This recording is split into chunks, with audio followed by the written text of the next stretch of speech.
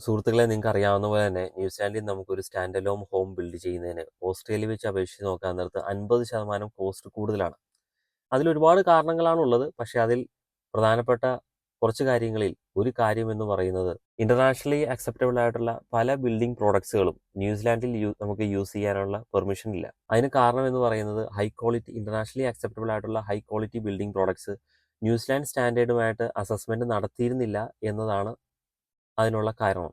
അത് മനസ്സിലാക്കിക്കൊണ്ടാണ് New Zealand government കഴിഞ്ഞ ദിവസം ഒരു പുതിയൊരു അപ്രോച്ച് നിലവിൽ കൊണ്ടുവന്നു. ഇന്റർനാഷണലി അക്സെപ്റ്റബിൾ ആയിട്ടുള്ള ഹൈ ക്വാളിറ്റി ബിൽഡിംഗ് പ്രോഡക്ട്സിന്റെ ന്യൂസിലാൻഡിൽ യൂസ് ചെയ്യാൻ പറ്റുന്ന പ്രോഡക്ട്സിന്റെ ലിസ്റ്റ് അവർ പുറത്തിറക്കി. ആ ഒരു ലിസ്റ്റിൽ പ്ലാസ്റ്റർ ബോർഡും എക്സ്റ്റേണൽ ഡോർസും വിൻഡോസും ഉണ്ട് എന്നാണ് എനിക്ക് മനസ്സിലായത്. കറന്റ് യൂസ് ചെയ്യുന്ന പ്ലാസ്റ്റർ ബോർഡ് എന്ന് പറയുന്നത് ഓസ്ട്രേലിയ വെച്ച് നോക്കാൻ നേരത്ത് 38% കോസ്റ്റ് കൂടുതലാണ്.